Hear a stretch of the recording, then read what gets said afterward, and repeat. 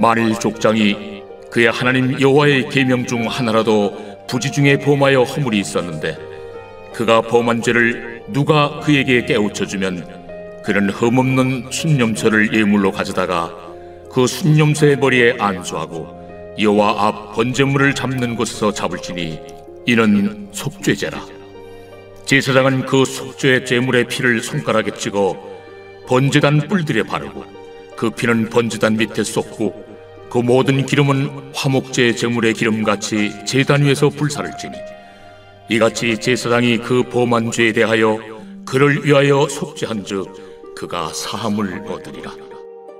만일 평민의 한 사람이 여호와의 계명 중 하나라도 부지 중에 범하여 허물이 있었는데 그가 범한 죄를 누가 그에게 깨우쳐주면 그는 흠없는 암염소를 끌고 와서 그 범한 죄로 말미암아 그것을 예물로 삼아 그 속죄 제물의 머리에 안수하고 그 제물을 번제물을 잡는 곳에서 잡을 것이요 제사장은 손가락으로 그 피를 찍어 번제단 뿔들에 바르고 그 피 전부를 제단 밑에 쏟고 그 모든 기름을 화목제물의 기름을 떼어낸 것 같이 떼어내 제단 위에서 불살라 여호와께 향기롭게 할지니 제사장이 그를 위하여 속죄한즉 그가 사함을 받으리라.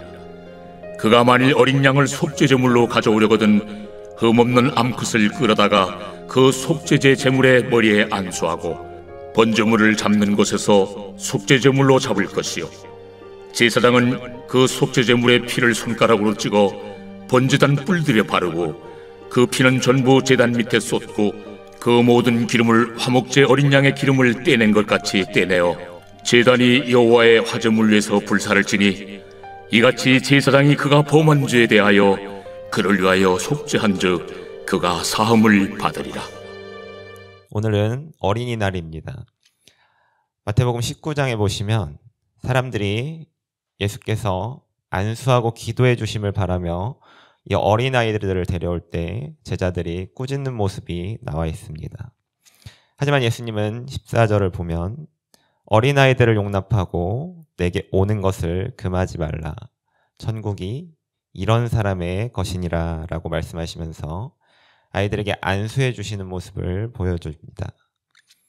이 시대에 아이들은 중요하지 못한 존재였음에도 불구하고 우리 주님은 이 아이들을 존중해주고 또 하나의 인격체로서 또 하나의 영혼으로서 충분히 이 천국에 속하는 하나님의 자녀로서 인정해 주셨습니다. 저는 우리 교회가 이와 같이 미래 세대를 위해서 기도하고 준비하는 교회가 되길 소망합니다. 계속해서 아이들은 줄어가고 있는 지금 이 시대에 그들에게 복음을 심고 그들이 아버지의 품으로 돌아와서 하나님의 사명을 감당할 때 이를 준비한 우리에게 벅찬 감동의 순간이 됩니다. 저와 여러분이 이를 꿈꾸며 선포하며 나갈 때 내가 아닌 하나님의 말씀이 이를 성취하게 하실 줄 믿습니다. 어제에 이어서 계속해서 우리는 속죄제를 보고 있습니다. 하나님께서 이스라엘 백성들에게 준 제사는 총 5가지입니다. 번제, 소제, 화목제, 속죄제, 속건제입니다. 이 제사 모두는 이 속죄의 의미를 담고 있습니다. 하지만 이 중에서 이 속죄제와 속건제는 그 성격이 조금 다릅니다. 우리가 아플 때 급하지 않거나 상태가 중하지 않으면 근처에 있는 병원을 찾아가서 이 치료를 받습니다. 하지만 급하게 병원을 가야 하거나 아니면 어떤 사고로 인해서 우리는 응급실을 찾게 됩니다. 만약 내가 이 교통사고로 이 의식을 잃었다고 생각해 보면 내가 응급실을 가야 될지 일반 병원을 가야 될지 내가 선택할 수 있는 사항이 아닙니다. 즉 이와 같이 속죄제와 속건제는 내가 선택할 수가 없습니다. 속죄제와 이 속건제를 드려야 하는 상황이 발생하면 무조건적으로 하나님 앞에 나와서 제사를 드려야 하는 것이 바로 이 2가지 제사들입니다. 세상 사람들은 이렇게 말합니다. 모든 종교는 하나로 통한다는 말을 하기도 하고 또 종교 선택의 자유가 있다고도 말합니다. 그리고 어떤 사람은 각 사람에게 성별의 선택권이 있다고도 합니다. 그리고 세상의 많은 사람들은 이 의견에 지지하거나 아니면 별다른 반응을 보이지 않기도 합니다. 하지만 우리 그리스도인들은 이것이 맞지 않음을 선포해야 합니다. 저와 여러분이 이 구원을 얻을 수 있는 유일한 길은 그리스도이신 예수님께서 나의 죄로 인해 속죄의 피 흘림을 십자가 위에서 대신 해주셨다는 사실을 믿는 것입니다. 속죄제는 흠없는 제물을 가져와 제물 위에 안수하고 그 제물을 잡습니다. 이 제물에게 안수하는 의미는 내가 하나님의 계명을 범하여 죄를 지었기에 그 죄를 이 제물에게 전가하는 행위입니다. 그러므로 이 죄의 대가를 내가 치러야 했음에도 불구하고 내 죄가 이 제물에게 전해졌기 때문에 이 제물이 죄의 대가를 대신 치르는 것입니다. 죄의 대가는 죽음입니다. 그래서 우리는 죄로 인해서 죽을 수밖에 없는 처지였습니다. 그러나 예수님께서 저와 여러분 그리고 온 인류의 모든 죄를 짊어지고 죽으셨기에 우리는 이제 죽지 않고 살아갈 수가 있게 되었습니다. 이것이 바로 주님께서 우리를 위한 속죄제를 드린 사건입니다. 그래서 이 속죄제는 필수적입니다. 선택사항이 아닙니다.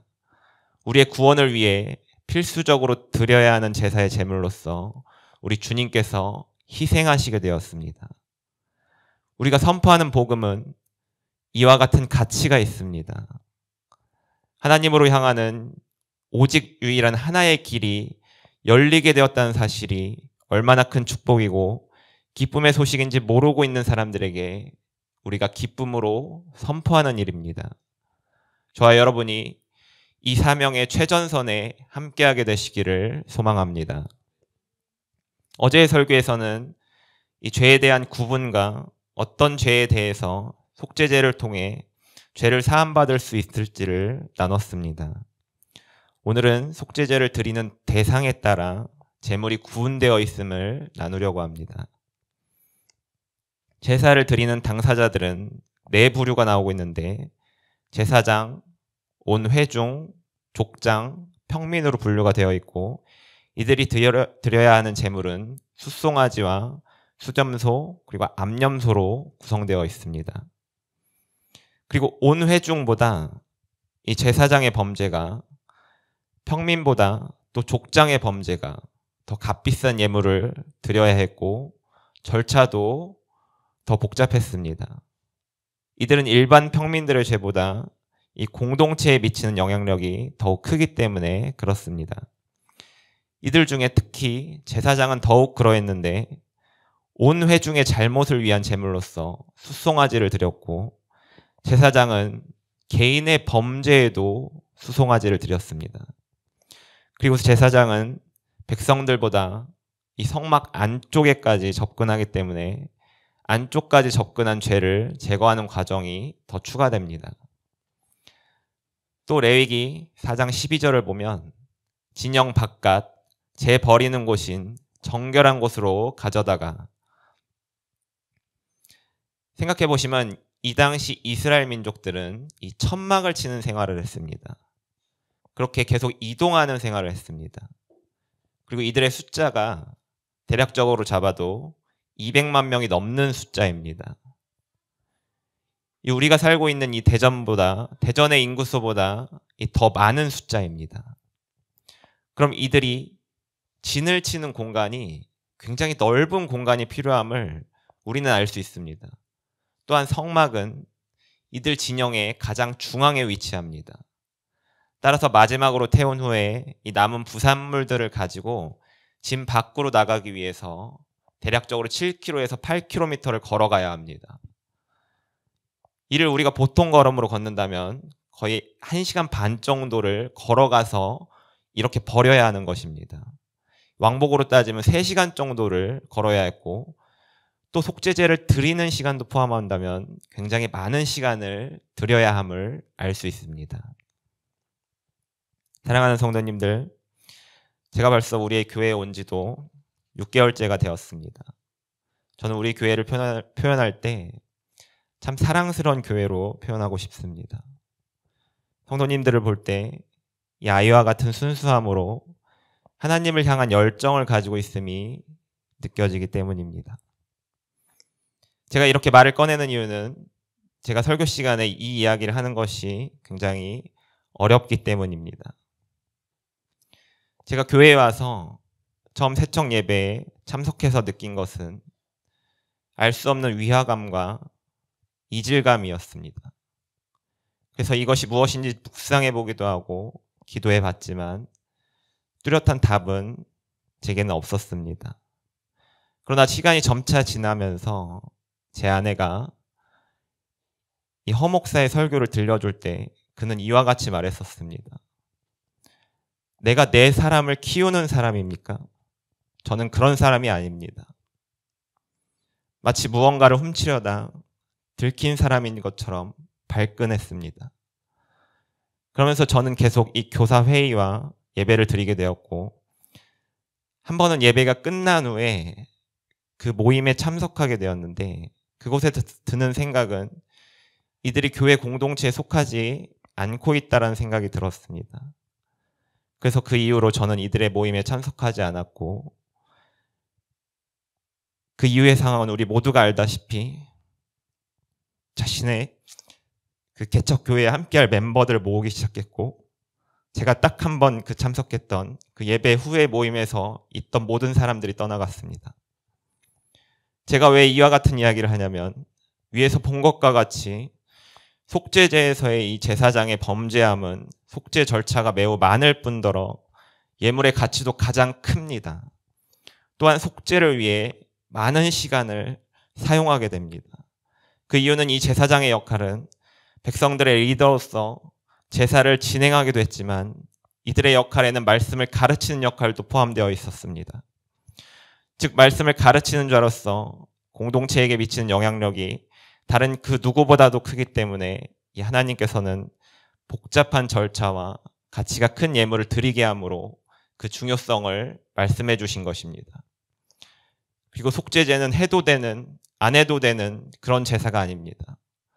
필수적으로 행해야 하는 제사로서 다시 하나님을 만나기 위해서는 무조건적으로 실행해야 하는 제사입니다. 저는 말씀을 맡은 자로 이와 같은 일이 벌어진 사실이 굉장히 마음이 아픕니다. 저는 교회에 온 지 얼마 되지 않았기에 저는 당사자가 아니었습니다. 하지만 교회에서 오랫동안 섬기신 분들의 마음을 아프게 하고 가족과 함께 교회에 나오다가 또 갑자기 떨어지게 되었고, 교회를 섬김으로 개척하게 되었음을 우리는 축복 속에서 보내줘야 하지만 그렇지 못함이 너무나도 안타까웠습니다. 저도 이런 마음인데 오랫동안 교제하고 또 마음을 나눈 분들이 그 심정이 어떨지는 저는 상상하기 어려운 심정입니다. 이 속죄제의 바로 뒤에 이어지는 제사는 바로 속건제입니다. 속건제는 허물 건자를 써서 여호와의 성물에 대해서나 여호와께 신실하지 못하여 범죄함에 대해서 드리는 제사입니다. 속건제와 속죄제는 차이점이 있는데, 즉 허물에 대해서 값을 치르는 대상이 존재한다는 것입니다. 내가 잘못을 범한 대상이 있으면 그 대상에게 손해를 끼친 것에 대해 5분의 1, 즉 20%를 더한 가치를 배상해 준 이후에 하나님 앞에 나와서 제사를 드릴 수가 있습니다. 레위기 6장 2절을 보게 되면 누구든지 여호와께 신실하지 못하여 범죄하되 곧 이웃이 맡긴 물건이나 전당물을 속이거나 도둑질하거나 착취하고도 사실을 부인하거나, 이에 대한 결과가 6장 5절에 나오고 있습니다. 그 거짓 맹세한 모든 물건을 돌려보내되 곧 그 본래 물건에 5분의 1을 더하여 돌려보낼 것이니 그 죄가 드러나는 날에 그 임자에게 줄 것이요. 하나님은 피해를 입은 사람의 마음을 아시는 분이며 또 그를 이해하시는 분입니다. 우리가 살면서 상대방에게 죄를 지었음에도 불구하고 예수님의 보혈로 죄사함을 받았기에 상대방에게는 용서를 구하지 않아도 된다는 이런 이상한 당당함을 가진 사람들이 있습니다. 나도 하나님을 믿고 너도 하나님을 믿으니 우리 하나님 앞에서 판단받자고 이야기하기도 합니다. 하지만 분명한 사실은 하나님께서는 누군가에게 피해를 입혔으면 필수적으로 그 피해를 넘어선 배상 이후에 그 죄를 씻어주시는 분입니다. 이것이 바로 하나님의 공의입니다.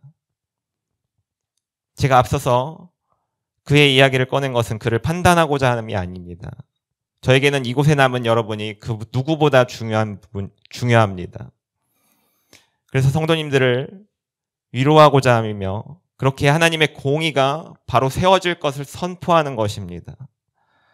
하나님은 이 모든 일을 보셨으며 또 기억하시는 분입니다. 우리의 생각을 뛰어넘어 역사를 이뤄가시는 분입니다. 모든 일은 과정이 있고 결과가 있습니다. 결과는 모든 과정의 연속성 속에서 따라옵니다. 그래서 과정을 보면 결과를 알게 됩니다. 그리고 항상 하나님의 일은 마지막에 모든 것이 드러나게 됩니다. 하나님의 공의는 레위기 6장 5절과 같이 가해자에게 피해보다 더 배상을 요구하시는 분이며 그 죄가 드러난 날에 원래 소유권자에게 배상하게 됩니다. 속건제 또한 속죄제와 같이 필수적으로 드려야 하는 제사입니다. 저는 이 일의 결말이 어떻게 될지는 알지 못합니다. 하지만 제가 이야기할 수 있는 부분은 하나님의 말씀이 이 모든 것을 판단하시고 모든 일의 마지막에 하나님의 공의가 드러나게 된다는 사실입니다. 사랑하는 성도님들, 우리 첫 번째 적용 질문으로 제 설교를 마치고자 합니다. 나의 가정이나 교회에서 합리화하면서 가볍게 여기는 죄가 있습니까? 죄는 그 무엇도 가볍지 않습니다.